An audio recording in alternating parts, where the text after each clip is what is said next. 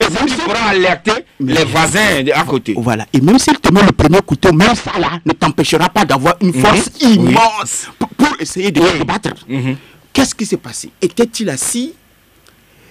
Les personnes... Et puis, moi, je ne vois pas une seule personne maîtriser cette personne. Ce n'est pas possible. Je parle encore du gabarit. À moins que il soit complètement hébété, saoul. Mais même saoul face à la mort se réveille, Joachim. La mort, c'est la mort. Même saoul, là, quand le premier couteau va rentrer, là, tu vas avoir une force. À moins que tu aies été drogué, là, tu n'as plus de force. Voilà. C'est une autre hypothèse. Voilà, c'est une autre hypothèse. Mais, moi, quand je vois le gabarit, je dis sans doute, il n'était pas debout. Assis, peut-être. Mais qu'est-ce qui s'est passé? Et comment la personne a pu véritablement quitter un peu la table, la place assise qu'on donne le plus souvent aux conviés, aux invités? Non, dans le bureau, toi et moi, on ne connaît pas la position où il était. Du bureau, oui. Non, on peut imaginer, mais on ne connaît pas la position. Était-il assis normalement dans son bureau? Était-il assis autrement dans un fauteuil dans le bureau? Était-il assis sur même le bureau? On ne sait pas. Ou peut-être l'a-t-on retrouvé mort? Non, on l'a retrouvé effectivement dans du sang, énormément. Dans un bain de sang. Dans un bain de sang. Et selon aussi une info et une indiscrétion, et on a trouvé un 9 mm tout près de lui, un 9 mm d'un pistolet automatique, tout près de lui. C'est-à-dire qui a été sans doute, on ne sait pas.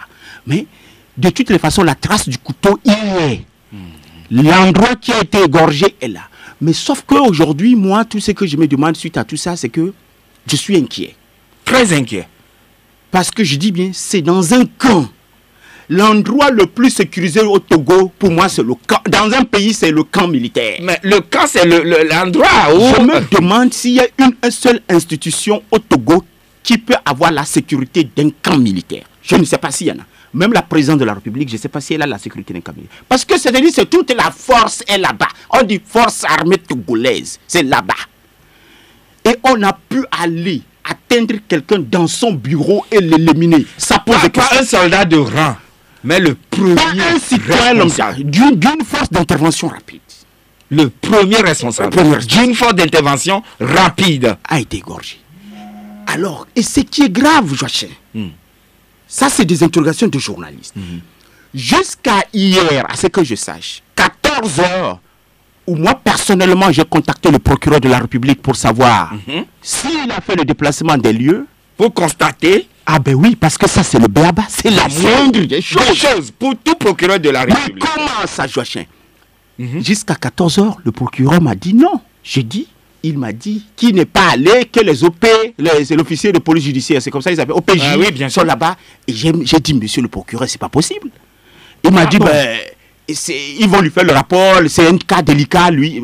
Un cas délicat, et pourquoi le procureur ne peut pas aller sur le terrain? Ça veut dire que quoi? Il y a toute l'attitude que la scène du crime soit nettoyée. Ah mais oui, c'est pour ça.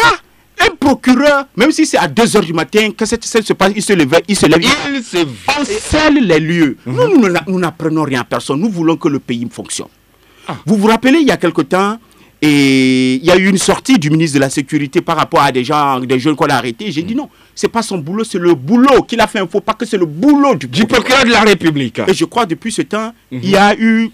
et ça se rectifie, il n'y a plus ces sorties intempestives. Alors, le procureur ne va pas sur le terrain. A-t-il peur? Finalement, c'est ma conclusion. On dit un soldat, pas seulement un soldat, mais un officier assassiné dans un camp militaire. Et vous demandez aux OP, qui sont aussi des gens en uniforme, d'aller enquêter. C'est vrai, ils vont enquêter. Cependant, le premier constat à faire, c'est celui-là à qui est dévolue cette tâche en premier lieu. Premier, parce que tu n'es pas sans savoir que récemment, le procureur a fait des sorties pour des petits voleurs de poules et des affaires politiques. Des affaires politiques, le procureur rapidement. Moi je ne veux même pas aller là. Oui. Il suffit que des jeunes lancent des cailloux, le procureur sort. Oui, pour dire ils ont fait manifestation politique, etc. On les condamne lourdement. Mais ici, on dit qu'il y a pratiquement un colonel général. C'est-à-dire ça, c'est ce qu'on appelle les colonels généraux. Voilà. C'est-à-dire un homme de cette importance, de l'armée.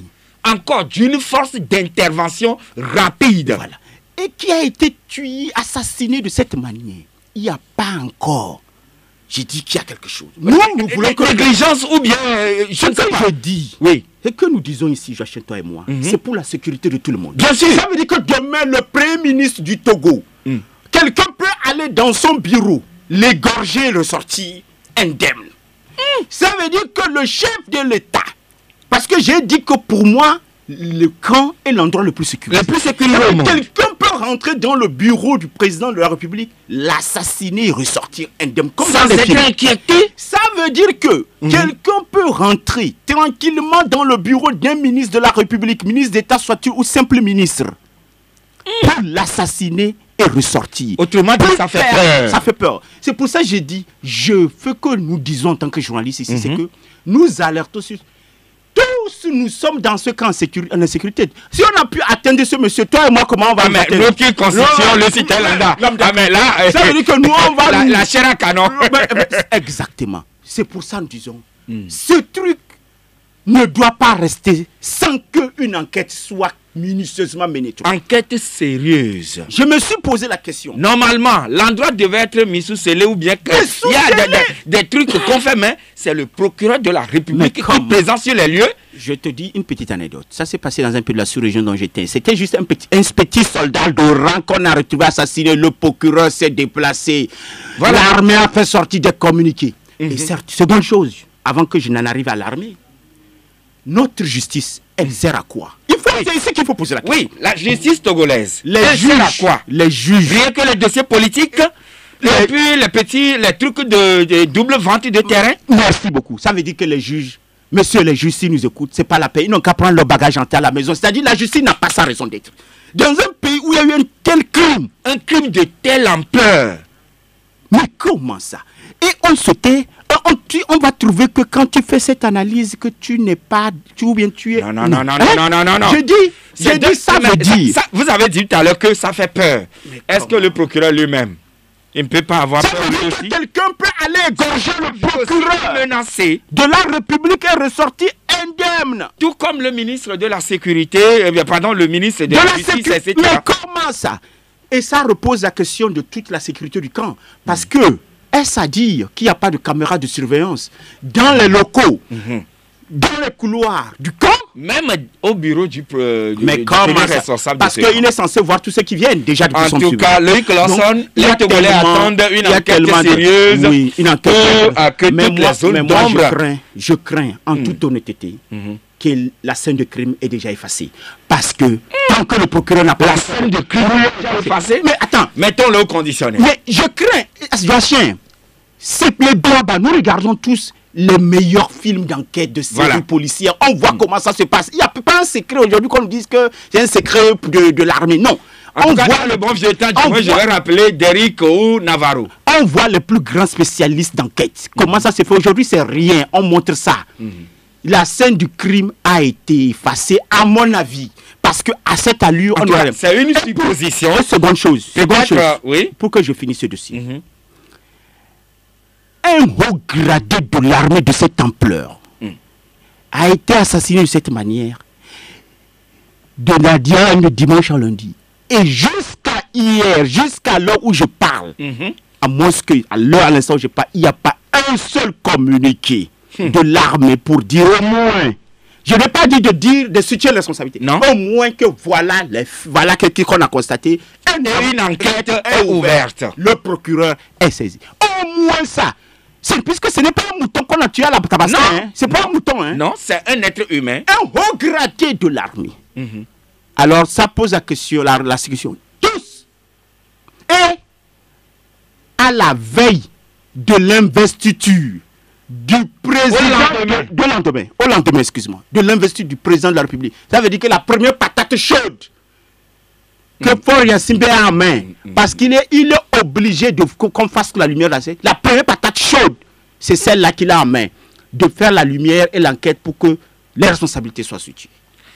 Voilà. Est-ce qu'on reproche quelque chose aux messieurs? On n'en sait rien, que les enquêtes nous édifient tous ensemble. Alors, 1000 questions à poser. 1000 questions à poser, c'est un sujet assez triste. Cependant, vivement que le procureur de la République ainsi que tous ceux-là qui ont la charge de ces genres de questions puissent situer l'opinion nationale. Alors, Loïc Lawson, la presse togolaise.